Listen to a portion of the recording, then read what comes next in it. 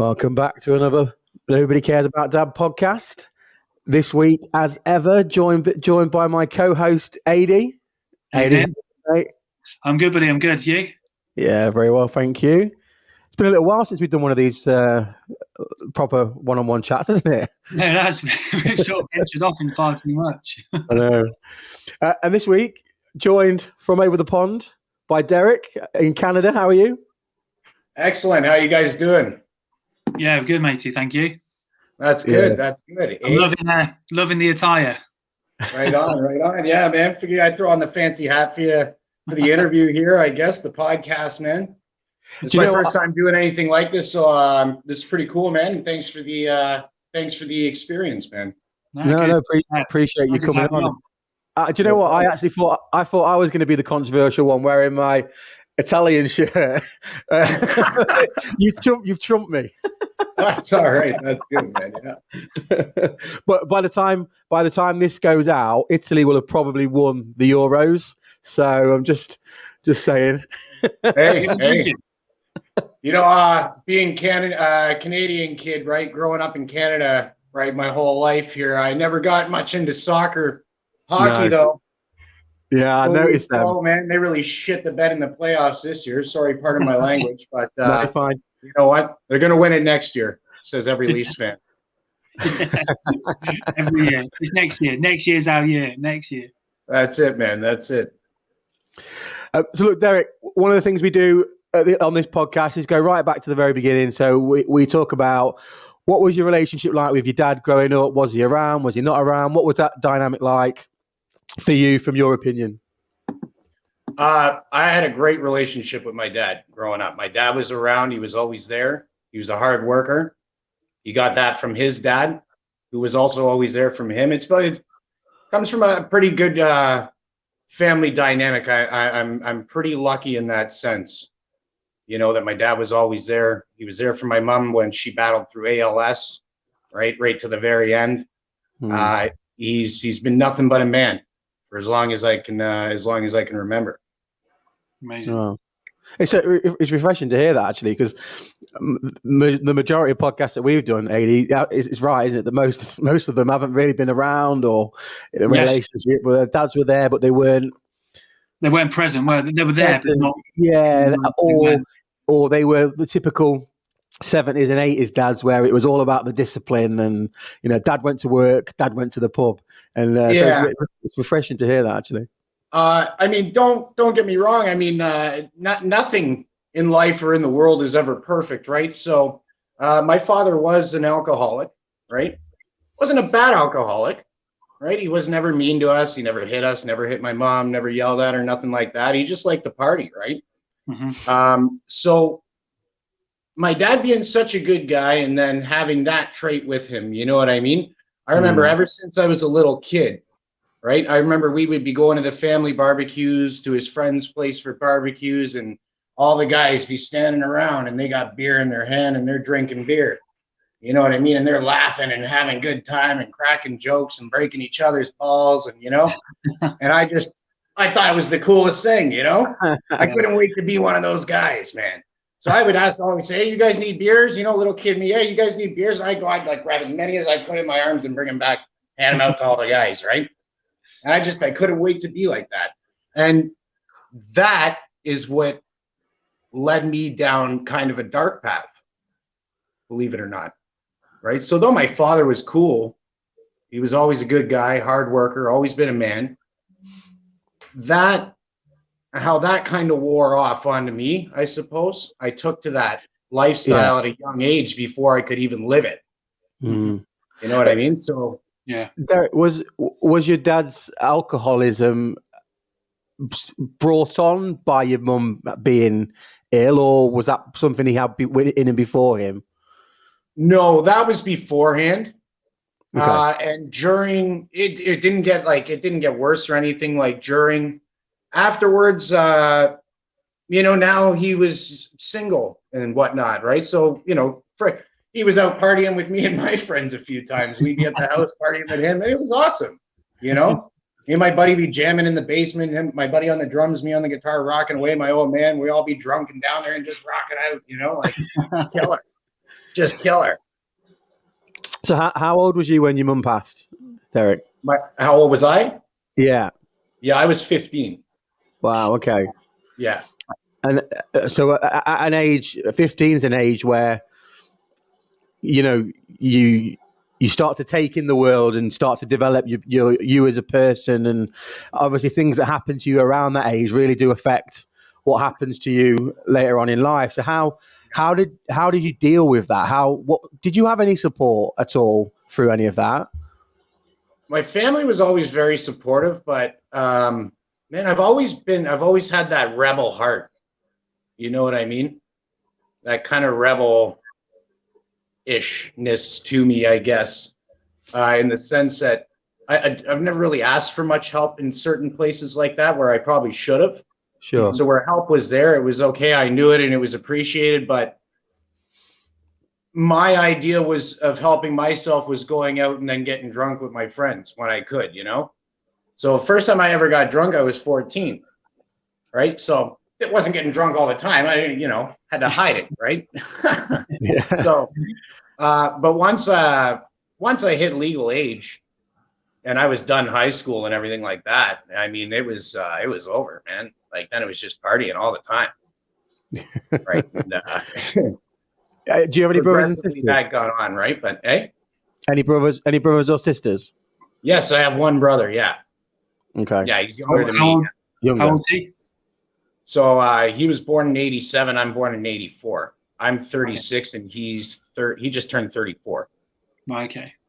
Okay. So fairly close in age then. What's that? You're close in age. So yeah. Obviously at that time when you were 15 and you lost your mum, was it sort of, you say you had a good relationship with your dad. Your dad was like a man's man. He was proper, old school guy. So was it a case of you and your brother, were you like looking towards your dad for a bit of like, hey, how do we handle this? Or was it you and your brother, or did he look up to you? So I'm just trying to figure out, where did you fit in the, I think it was like kind of when it comes to that, it was kind of all of us together. It was all right. It's just the three of us now, Amazing. And it's very like Marco said at the start, it's refreshing to hear like your story. It's like your dad's clearly involved in everything, and it was a good relationship, good upbringing, good this, good that. Yeah, it's so rare to have a story that's like that, because there's always something that's happened somewhere. Obviously, your mum passing, that's tragic, but to know that then nothing sort of transpired and spiraled out with your dad and your brother, like it's really good. It's really amazing. No, believe it or not, it came out good for my dad and for my brother. My brother, he since then he went to school. He became a police officer. So he's with the Toronto Police now. He's been on the force now for a long time, and he's doing real good, man. My pops is doing good now. The real estate market in Canada has just gone friggin' insane. So a few years ago, even the prices were high. So my dad did what a lot of people are doing and sold out of the city and moved up north, right? Okay, yeah. So he's got a beautiful place up near the water there now. It's just beautiful, right? Yeah, man, it's really good. I guess if you want to, I can tell you more about myself and how it got, like how I got to kind of that bad point. Sure, right? sure. And I guess I learned a lot about it after I quit drinking and partying and all that, right? Not saying anything to anybody who does, right? If you do your thing, live your life, eh? Whatever anybody wants to do, that's it, right? For me, it became a problem. Like the alcohol, it was just like it got its hooks into me, and it had it for a very long time. And then it wasn't until about, I guess, just over 4 years ago now. I remember I was at the bar across the street from my place here, and I got really drunk, and I guess somebody gave me some pills or something, right? And I woke up on my couch the next morning, finished the beer that was still there from the night before. What's that in my pocket? Pull it out. I guess there's only one way to find out. Grind it up, railed it. Holy shit, that's pretty good. I guess I'll do one more. Did another one, right? Now I'm sitting there and I'm high as fuck waiting to go to my buddy's trailer park now, right? It was the summertime. So we get down there and then we're sitting by the campfire, and apparently I stand up and I go to grab my beer and say this water bottle's my beer. And I go and I grab beside it, pick it up, and sit back down like I'm holding it. My buddy's like, you realize you didn't even grab your beer there, right? I'm like, yeah, what are you talking about? I have it. Wow. I'm holding it. He's like, you're not good. So he got his girl to drive me to the hospital. I went there and they monitored me overnight. Tell me don't drink and don't put drugs in your nose that you don't know what they are, especially when you don't know what they are. Right? Like, fair enough. So that was Thanksgiving weekend. I ended up going back to the trailer there, had some more beer, went back home the next day. And the next day after that, it was Thanksgiving. And I went over to my cousin's house, and they're my god sisters, right? My godmother's kids. And my godmother is my mother's sister. Okay. Right? So my god sisters were there, and the two oldest of my god sisters at the time, the oldest had 2 boys, and the one younger than her had 2 girls. Right? And looking at that, the 2 sisters, it just reminded me, it's a reflection of my mother and their mother, right? With me and my brother and them 2. Yeah. Right? Now it's cool. It's just like a next level, right? Yeah. And I'm just standing there and I'm drunk. And I'm watching these kids run around, laughing, having fun. And I'm just watching them, and it just hit me, man. And I'm like, what the hell am I doing? I'm like, these kids are having fun. That is pure, innocent, joyful fun. They're just the joy and love of each other's company and the love of family right now. I'm like, that's fun. This isn't fun. I'm like, what the fuck am I doing with my life?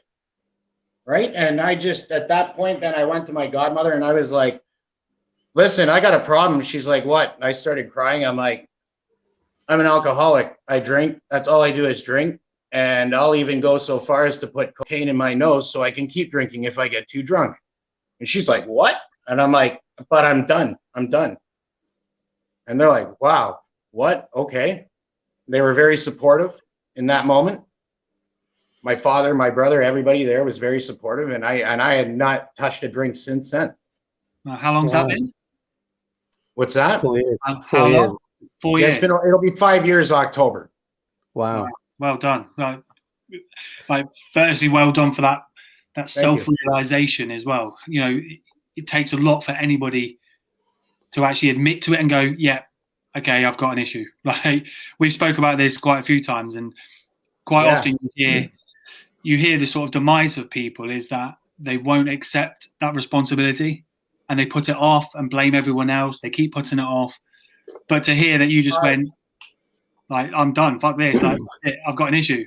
It's about having that eureka moment, then actually doing something, and then because you see, I've got a friend who's going through exactly that now. Me and Adi talk about him quite regularly, and he's got such a problem with drugs, alcohol, gambling, and we'll have these blow ups where he'll know, he'll go, do you know what? I've got to change. I've got to do this. And then next Monday, he's out scoring again. Like, he just doesn't want to change. He doesn't want. He had that moment like you did, but then he doesn't have that. There's no will to then go on and do anything about it. You know, there's. I kind of know what's going on there. You see, there's a duality at play with every single person. Now, an addict, be it to whatever, right? That addiction. That's it's like another brain. Yeah. That's operating in there at the same time. I'm not a religious guy or nothing. Some would call it a demon, and maybe if they were religious or what have you. It's definitely a disruption of some sort. because that's the real person talking when they're saying, I want to change. Yeah. Right. But then that person goes silent and that other voice, yeah, let's get it. Yeah, it's time to get it. Let's get it. That voice takes over. I've heard that before. I've heard it explained before about, an addict is basically it's two people. Yeah. And when they are being genuine and saying, I want help, I want to change, I want to stop, but then obviously you find out they've continued. You as an individual write them off because you go, well, you're not going to change. But it's realizing that there's two different things at play there. Yeah. And trying to keep that 100%. Person that says, I need help, keep them away from it, keep them from slipping back. Yeah. The big thing to do is ask. Derek, did you? Sorry? Sorry, I was going to say, did you have, before that moment, had you had moments before where you was like, I'm going to quit, I'm going to stop, and then didn't? Or did you never have that really? I had actually stopped drinking a couple times before that. And it was on regards of having hurt other people. Okay. It wasn't until this time where that last time where I hurt myself. Yeah. When I realized, I think that's when I guess the breaking point, if you will. Yeah. Yeah. Right. And it wasn't right away that I came to realization of dualities and things like that. I mean, I learned that after the fact, man. I went for a walk down the street to the grocery store here to grab some non-alcoholic beer, which I still will occasionally drink. I like it. I like the taste of beer still, right? But I'm going down there and beer store, LCBO, which is the liquor store here in Canada, right there in the same plaza. And as I'm walking, it's like this voice in my head. You should probably grab maybe 1 or 2 tall cans of beer. Your body probably needs it. And I'm walking down the street. I'm like, nope, shut the fuck up. Nope, you don't control me anymore. I see you, you bastard. You're done. No way. Man, and that, and I probably look like a crazy guy walking down the street pointing like this and fucking talking, right? But yeah, if it works, I'll tell you, man. It's that I've talked about this before, Eddie. So I'm reading a book at the moment, Derek, called the power of self-talk, and honestly, it's so true. And it's like it talks about those moments where you're feeling down and you're like, no, come on, mate. Let's get yourself up. Let's jig yourself up. And if you listen to that negativity and you listen to them going, oh, fuck, that's a bit shit. Oh, could have done that better. And you start listening to those voices in your head and start having that conversation with yourself, you won't be surprised to know that your mood will drop. But then if you go, if you then start listening to that positive side of it and start reinforcing that, no, let's do this. Come on, mate. Jig yourself. This, why these boxers have people in the corner going, listen, mate, one more ground. They don't do it for no reason. They do it because their people are listening to that in their head, and it encourages and it empowers people to change. But it's a really interesting book, that the power of positive self-talk. But it's funny what you say about the positive and the negative side, right? It's literally like the angel and the devil on the shoulders. Yeah. Right? It's very funny. And it's funny how that's been shown to us throughout time too, in cartoons and whatnot. Yeah. You see the angel and the devil on the shoulder, like back in the Bugs Bunny cartoons and whatnot, everywhere back in the day, right? It's showing you, it's telling you. They're just telling you, right? There's them two sides to everybody, right? When you can finally identify that there are those two sides, you'll know how to play in between them. And I believe that's the middle path that a lot of these gurus talk about walking on. Yeah. Balance between the positive and negative. Yeah. It is. It's all about you have your own hype men, don't you? You have your own hype. In life, you have your own people that hype you up. And if you surround yourself with those kind of people, like, you're onto a winner. It's the whole saying, you hear the whole cliche of, rid yourself of any negativity, any negative people in your life, get rid. You don't need it. You'll be happier and healthier. And you think, I fall victim. I read stuff like that and I'm like, shut up. Like, whatever. No. But let the negative people stay in your life. Yeah. It doesn't matter. and let the positive people stay in your life, right? Yeah, well, with that, they get more annoyed. Too, like I'm constant battle for me too. Like, and now that I'm trying to constantly training the mind of why should I worry about other people's worries? Yeah. Right. We take on enough, don't we? Because it's causing me pain, and then it's causing these people pain. But most importantly, it's causing me pain, right? Right. Yeah. The one thing that I think we really have to worry about the most is men, especially, and I think that we're sometimes taught this, but probably in a wrong way, is that we have to put ourselves first in every aspect, though, through body, mind, and soul, which is the real trinity I believe in, right? You keep those strings proper and you take care of those things, no matter what, those three things, you're going to be right, and you're going to be able to do right and good things, right? Now, I guess if you don't want to do these things or take care of these things, then you're going to end up with a life of just constantly trying to please yourself through outside means from outside of yourself opposed to yourself, if you know what I mean. Basically, I guess, sorry, sometimes I jumble my words here, but it takes you to be happy, right?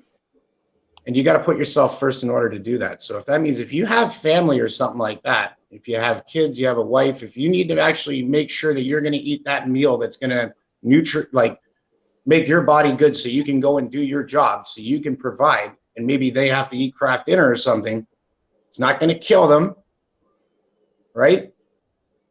And everybody's going to live, and you're going to be able to go and make that money and be better, at least get better, make better money to actually feed them better or what have you. But you got to put yourself first, right? See, I know people that have said, oh, my kids come first and this and that. And okay, that's fine. That's the way you want to live, but you're constantly stressed. Yeah, no, it's a good way to put it. It is a good way. And that's what we fall victim to, the whole premise of what we do and what we talk about, is men's mental health and men's feelings. We don't discredit. Women go through a hell of a lot as well. Like, absolutely, so 100%. We don't discredit. And anyone that's listened to our stuff before and they think otherwise, it's not the case.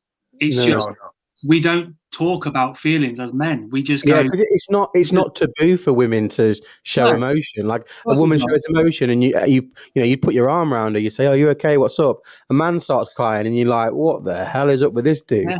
Like it's just there's no difference in the two emotions. There's no difference in the way that two people are feeling. We're all human, and that's the thing. We all have the same makeup, and that's it.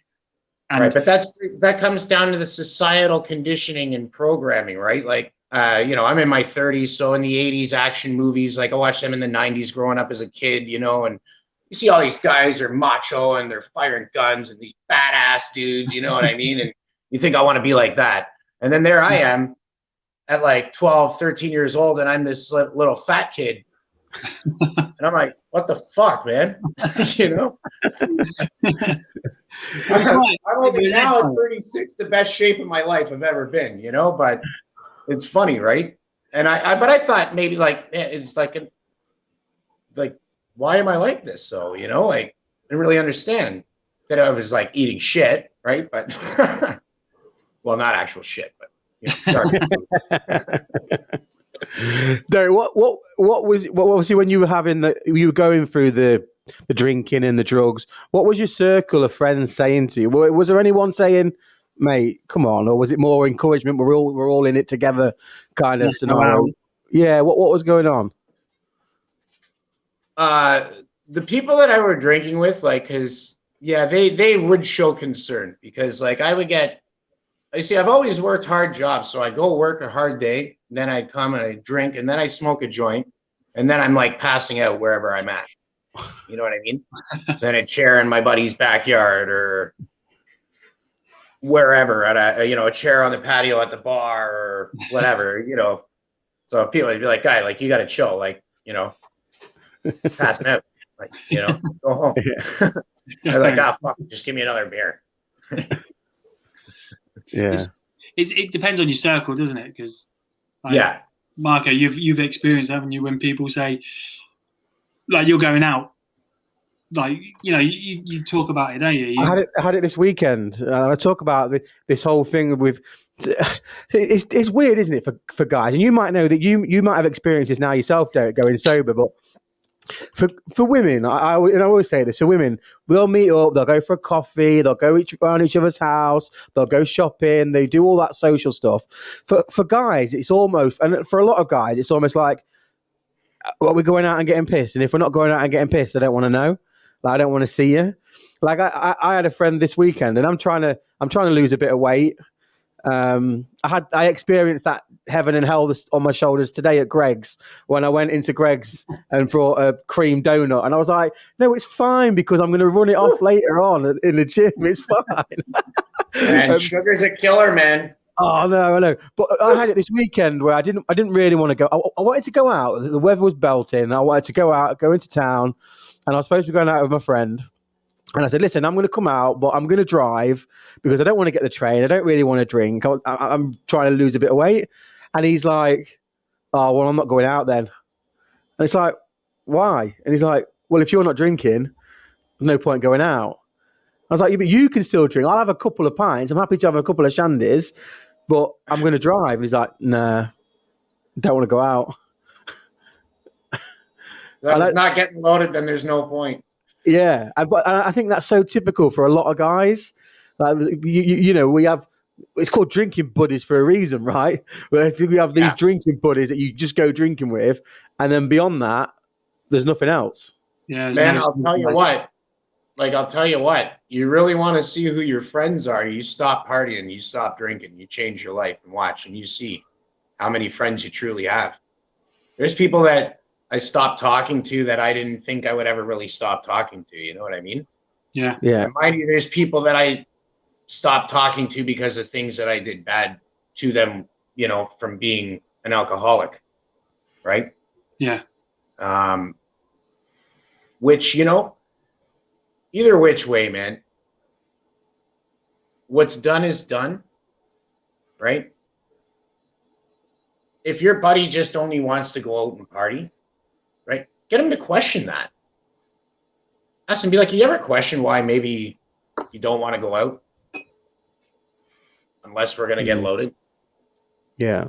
When there's other things we could do. Yeah. It's just this sort of whole social concept, especially over here, across the pond. There's this social concept of, like, if you see two guys, so if me and Marco were to go, what are you doing this weekend? Nothing. Let's go for dinner. So we're sat there eating dinner together. Guaranteed, because I'll do the same. If you walked in, you'd be like, what are they doing? Like, they should be out in the pub or in a bar. But it's that social concept of, no, guys can't do anything but go to a bar. You can't go out shopping.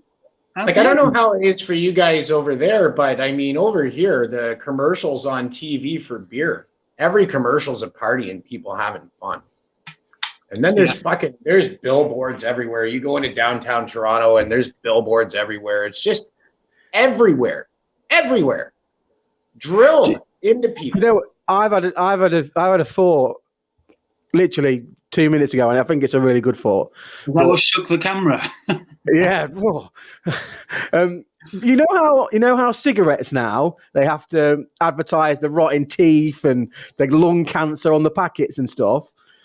I think alcohol adverts should show the morning after. The hangover. Oh, have a Carlsberg. Yeah.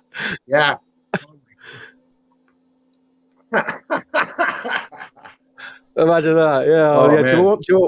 Get this six pack. Yeah, that would be funny. Horrendous. Just film the 2-day hangover. That should be the advert. And when you get to our age, it really is a 2 day. So we're all the same age, Derek. So I'm 36. Aidy's 35, just about to turn 36.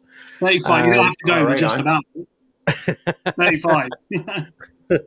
And yeah, it is. It's, for me, it's 2-day hangovers now. It's just it's not worth it. You think, what's the celebration about? I stopped. At 32. I'm. It's a good thing, man. Because what's been going on in this in Canada, especially, there's been a huge problem with fentanyl.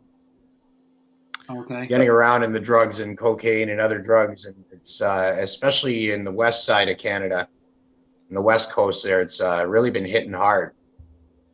Okay. I know personally a few people that died within the last few years because of it too.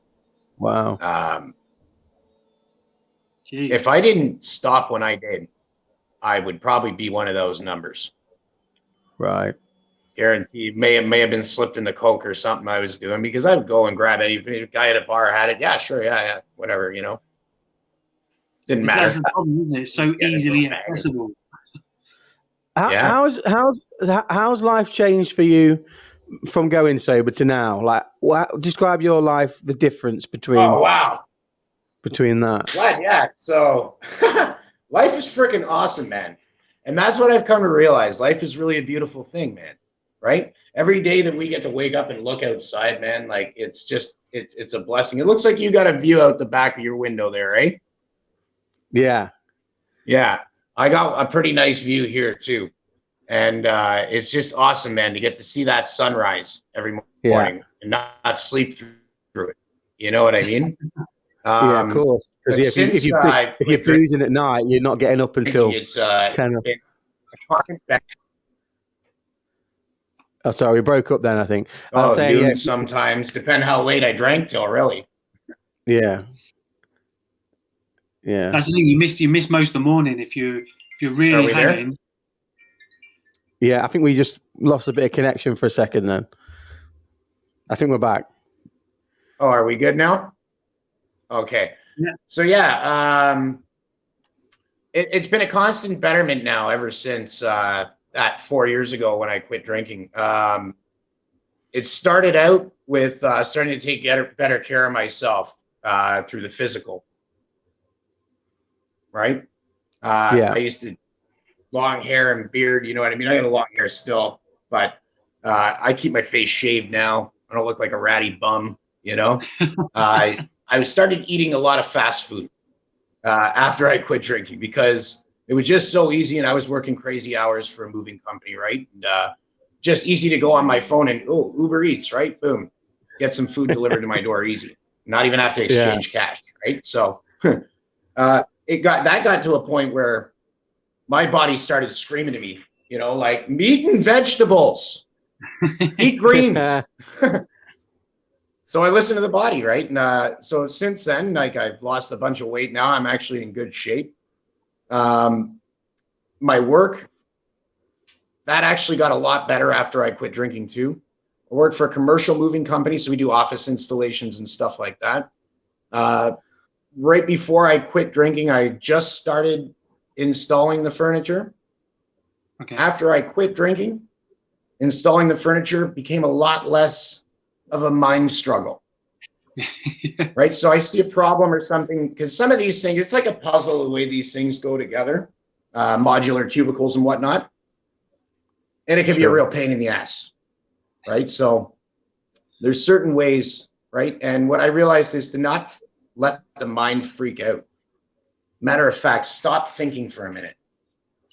Just observe, and the answer will come. Right? So in that sense, that helped me out with my work, and I got a lot better a lot quicker. Right? Financially, I started saving instantly as soon as I stopped drinking. Yeah. Right? Because I was pretty much every day spending $20 to $30, depending. Right? So that was instant savings there. So from going from check to check, living check to check, and running out and having to wait for a check, I'm good now. I don't live like that anymore. I paid off some debts and whatnot, and now things are good. When it comes to my family, the relationship with my family is way better now, because a lot of them probably thought I was done for, that I was doomed with the lifestyle that I was living, right?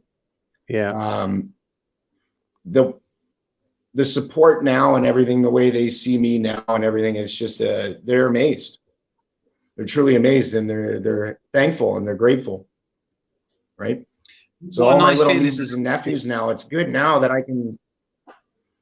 Sorry? I was just saying, what a nice feeling it must be for you, like, and your family, but for you to see how happy they are, how happy you are, how healthy. Like, that's something you can't buy, you can't experience, unless you make them changes. So again, like, amazing. Because you don't want to be that. We all, growing up, we all had that one uncle who was a bit of a waster, bit of a piss head. Nobody wants to be that person, do they? No. I was clearly on that path, but now with the wisdom I've gained now since having quit and having starting to see myself in the mind and how it works, and having seen through the dualities and whatnot, now I can offer these kids wisdom. Yeah.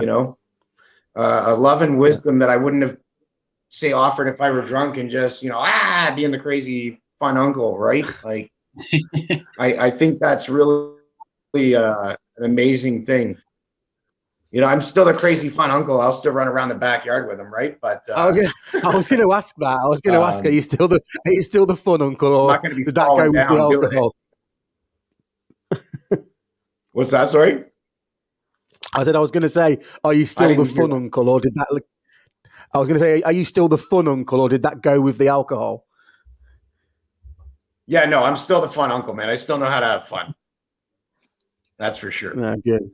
I don't go out to parties, really big parties or like that or anything anymore. You know what I mean? I was a little bit after I had quit drinking, but then I realized it gets to a point where it's just a bunch of people yelling over each other. Yeah. Trying to yell louder than the next one to make somebody else their point that doesn't make any sense anyways. You know what I mean? Yeah. Derek, you mentioned the time, but when it gets to a certain point, Yeah. Derek, you mentioned before we sort of came on, actually, in the messages that we had, that you'd been through 2 miscarriages. Talk us through that. Were you trying for children at that point?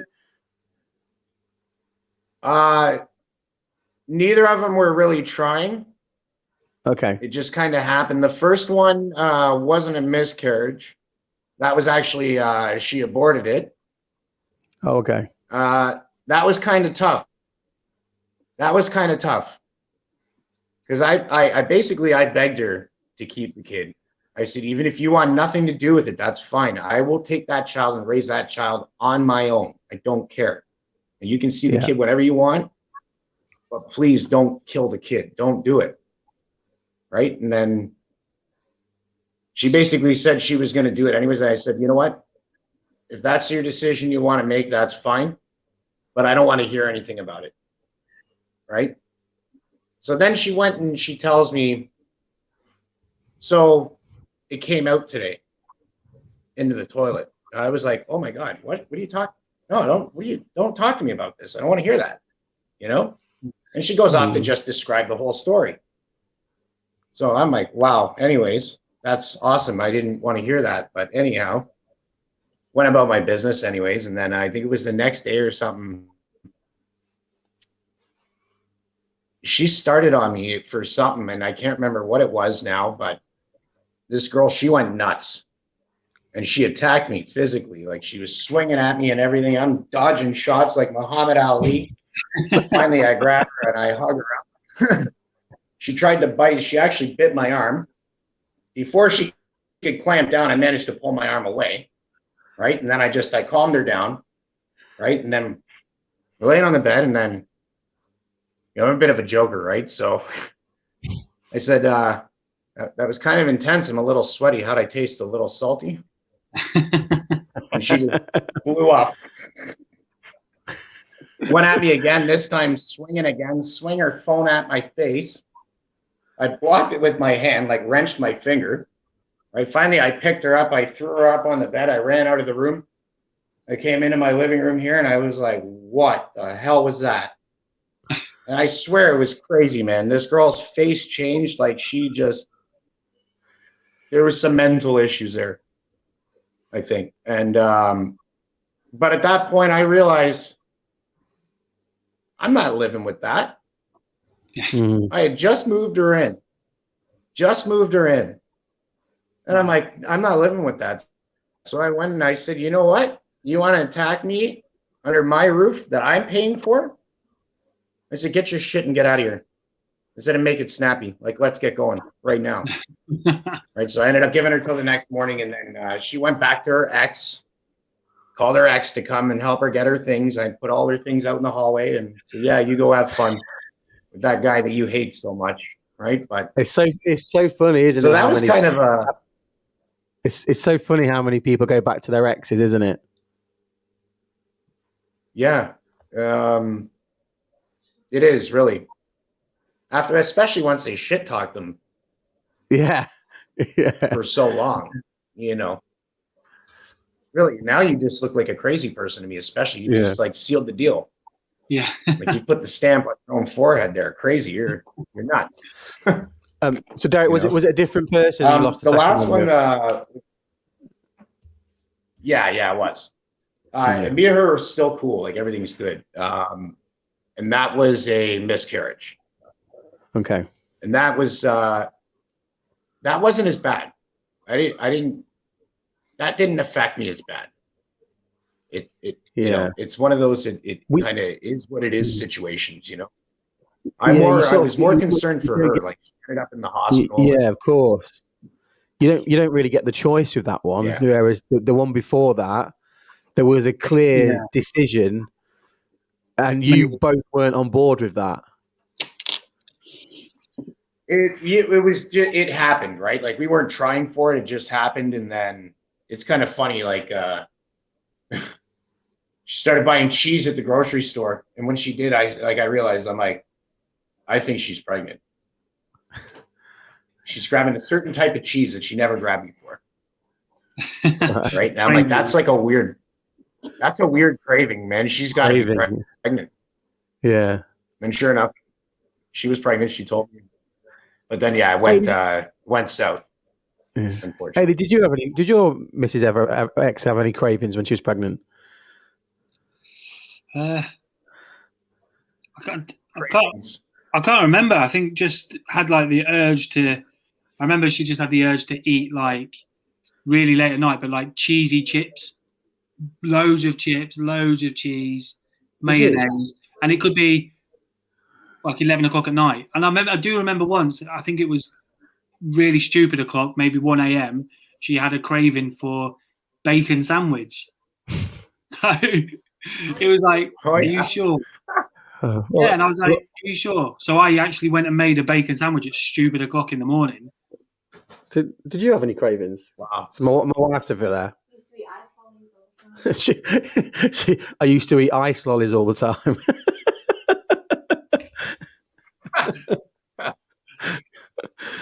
You still do.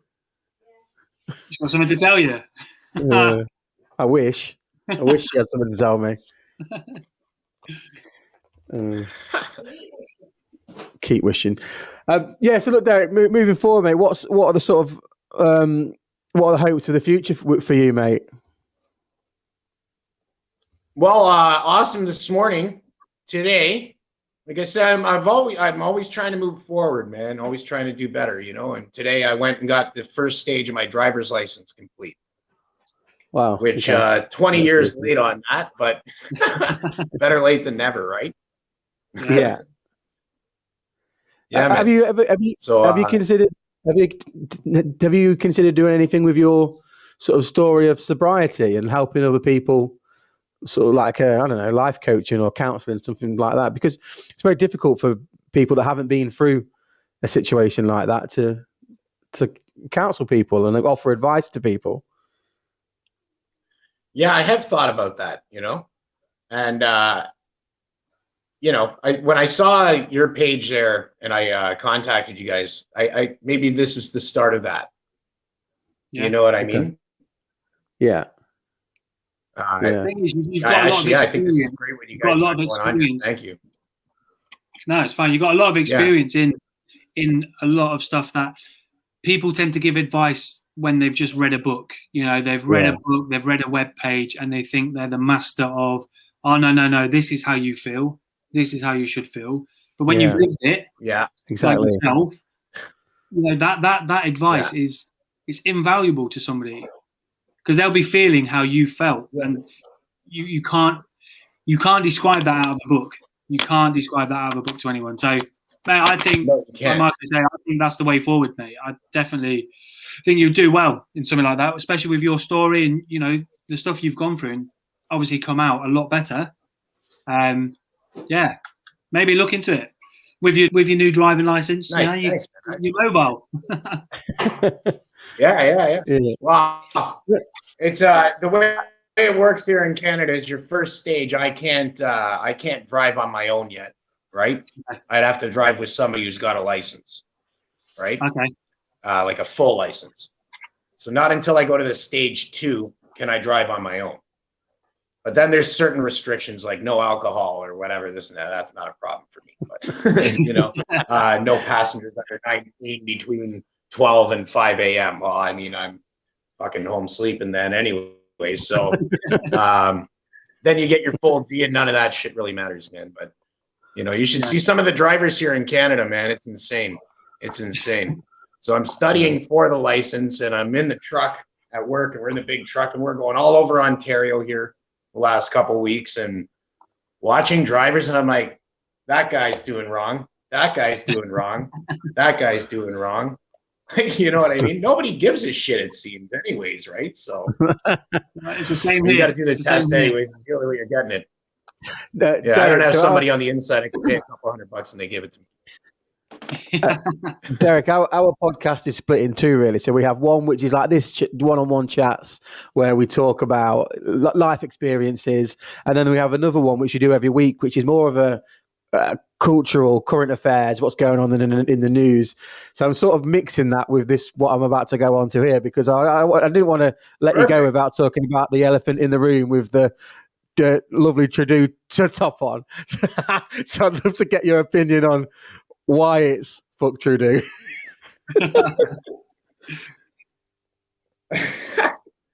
Here's this guy.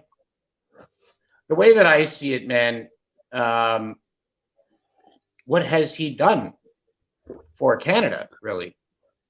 You know, up until this COVID-19 thing and the support benefits and whatnot did help out, and it helped out people like myself in the industry that I work in. So I'll say, you know what, thanks for that. But the debt that put us in, which is just accumulated on top of other debt that he was putting us in, right? He's got this country now of 37.5 million people now into over $1 trillion debt.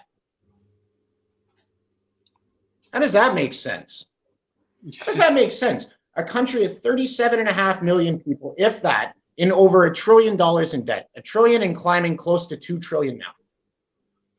That does not make sense to me, right? But when you look in the news and they're saying that he's given all this money in foreign aid here and foreign aid there and foreign aid here and foreign aid there, right? And meanwhile, here we got veterans that are asking for more money, and he's telling them the reason why we're fighting you guys in court is because you're asking for too much. Saying this to our veterans, right? Who fight for this country that you lead, and they're asking for too much. Well, then you're bailing out these terrorist guys like Omar Khadr, giving him $10.5 million, right? Whatever, I'm not going to get really into that, but on top of that, just like I said, the senseless spending to all these other countries going on here, you know what I mean? And then the COVID-19 pandemic, whatever you want to call it, hits, and all this more debt now because of all this money that's been going out to people like us, right? That actually needed it when everything was shut down on their account. Yeah. Do you know what though? Like, you know, right? It puts us in a pretty sticky situation, man. Yeah. Because you know, over here Boris gets praised a lot for the bailouts and if it's called furlough over here. What's it called over there? Bailouts, yeah. Bailouts. So yeah, so we have the government helps them out with money, helps companies with money or whatever, right? But it's like, Yeah. literally every country, every developed country in the world was doing it. So it's like, what is Boris doing it to be helpful, or is he just doing it because everybody was doing it? So is Trudeau doing it because he wanted to do it, or is he doing it because he has to do it because everybody's doing it? Do you know what I mean? Like, I feel like, he's definitely doing it because he has to do it. Exactly, yeah. So I feel like a lot of these politicians, if he wasn't going to do it, like if he wasn't going to do it or have any help for us people here, then I think all those people would be going right to his doorstep. You know what I mean? There's enough of us don't even approve of this guy, right? Enough Canadians don't approve of this guy. I think we're all done with him, right? The only problem we have here is what do we have to vote for? Because otherwise we got Aaron O'Toole. I'll leave it at that. Is that actually and then we his have name? the NDP leader, Jagmeet Singh. Aaron O'Toole, yeah. So I don't know if I want to vote in a Tool or an O'Toole, but you know. Yeah. None of them really seem to have any of Canada's best interest at heart, right? And then again, which government really does these days, right? They have the better interest of the corporations that are filling their pockets in their hand. Oh, exactly, 100%. Yeah, we talked about this on the podcast we did on Friday, where these politicians. So, like Trudeau, when he comes out of office, he will get paid hundreds of thousands of pounds by these big corporate companies to go and give speeches at these companies, and it's all because he gave favors to these businesses when he was in power, and then the payoff is, once you finish and once you've left public office, we'll pay you hundreds of thousands of pounds to come and speak to us about nothing. Just lying in their pockets. It's disgusting. That should be illegal. 100%. It should be illegal. They should not be allowed to do that. If they're going to go and talk to these companies, they should just do it on their own fucking time. What do they need all that money for, right? It's a kickback program, a favor program, right? Yeah. Take care of me, we take care of you kind of thing, right? 100%. Meanwhile, then the middle class, like us people here, are getting fucked all around the world, right? Yeah. It's and insane, then you read man. about it in the news. It's like they want to eliminate the middle class or something.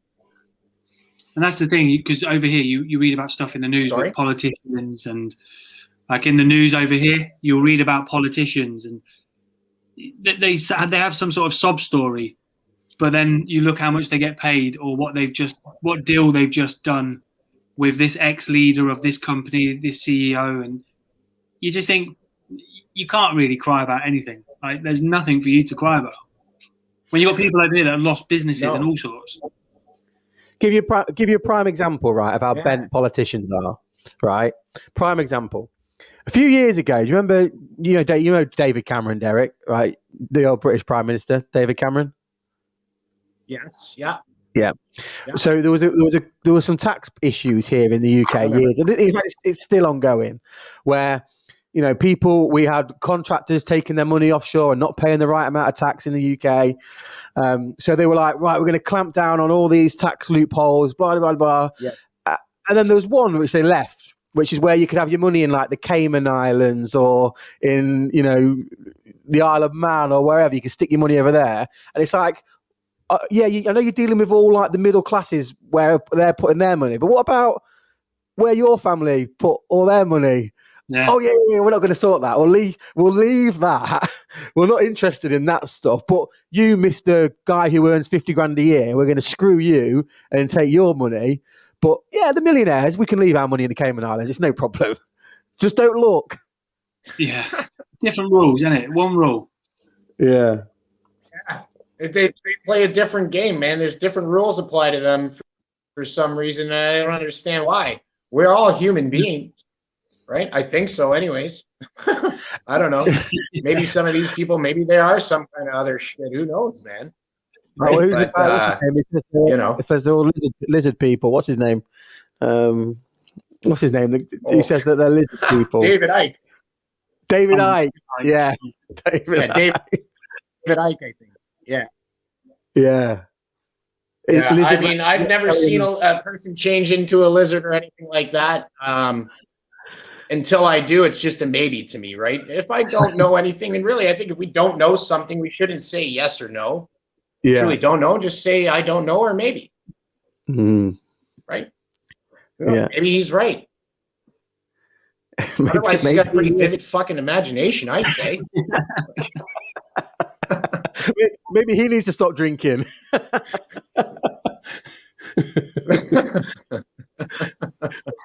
So, Derek, how not drinking enough? Maybe, I don't know. Derek, how have Canada dealt with the COVID crisis?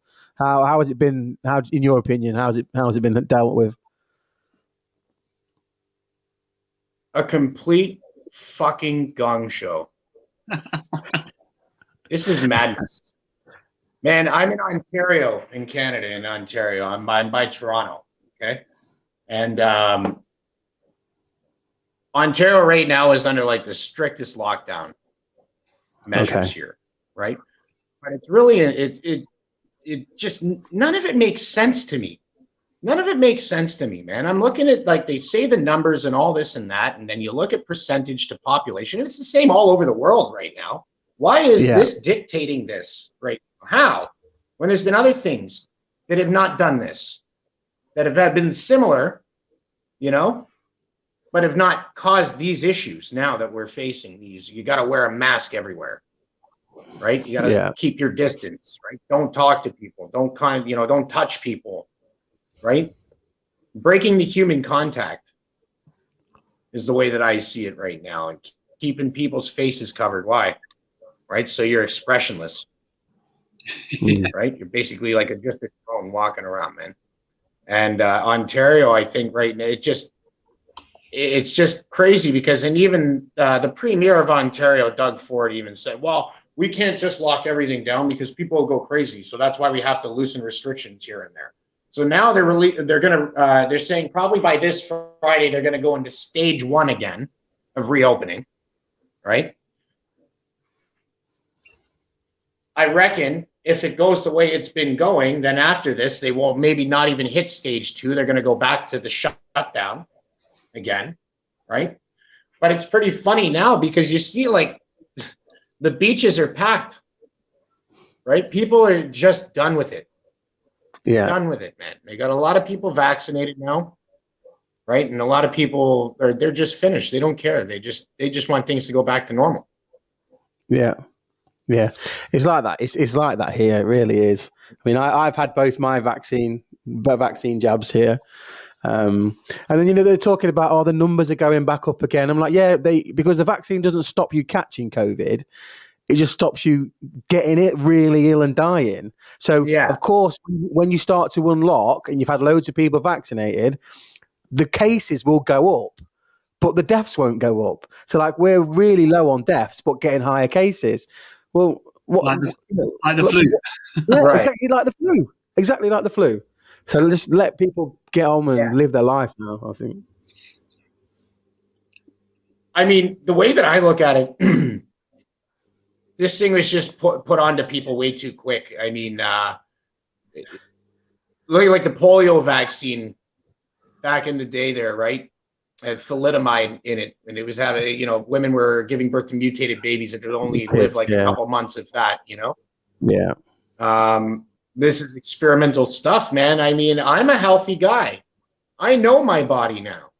And if there's anything wrong with the body, I know how to listen to it, and I know how to do what it needs me to do to take care of it, right? So I'm going to wait. Because chances are, even if I do get it, it's not going to make me really ill, and I'm not going to die. Right? Yeah. The people, especially that it seems so much here anyways, is the people that are getting it and getting really ill and dying are the elderly. Well, there was a report here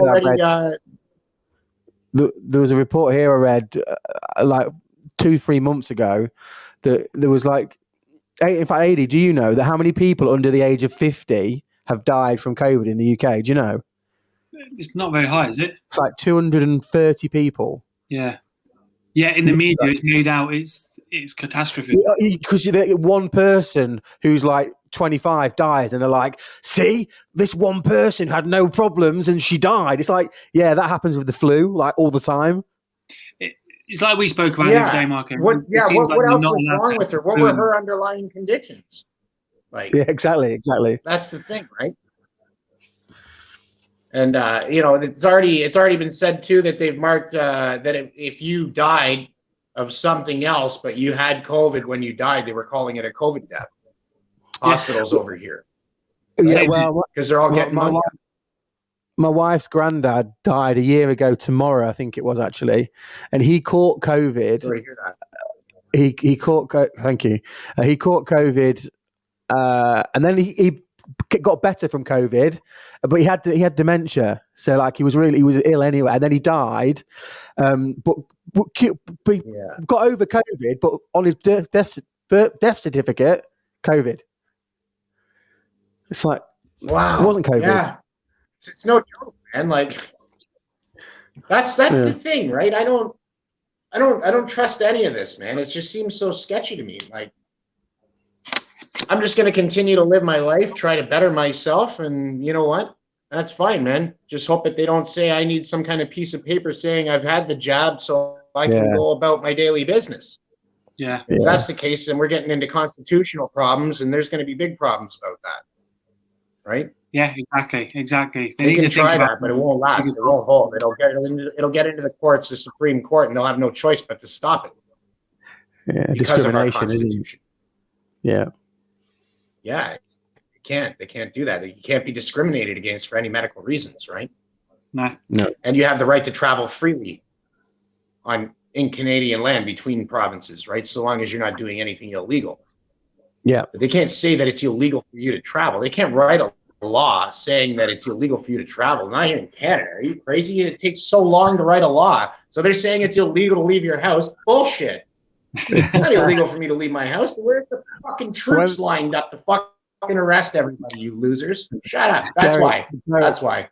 I'm going to say, Derek, if that law does come in, I want a better T-shirt than that. If that law does come in.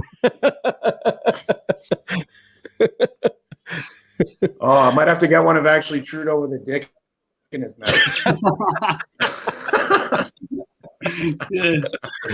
Oh, listen, Derek. Listen, we come to the end. We normally do an hour, so listen. I really appreciate you coming on, mate. It was right on, really great speaking to you. Yeah, thank you. And no problem. Thanks for having me. And again, like we echo, like well done for what you've done and what you've come through, and your plans, and just it's really nice to see that actual success story of an individual doing it on themselves, like by themselves. Yeah, 100%. That's it, man. I'll say that success isn't measured by money, man. It's about how you build and better yourself, right? And that's a constant, everyday type of thing.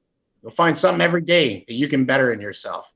It's up to you whether or not you want to do it, or you got to pull the trigger. And like you said, if you got to say it right out to yourself, say it, right? Because the voice can be powerful. That energy echoes as well, right? Yeah. Nice. So everybody, watch the mind, observe it. Always be aware what's going on in the mind. See that angel and the devil, the positive and the negative. Determine the two.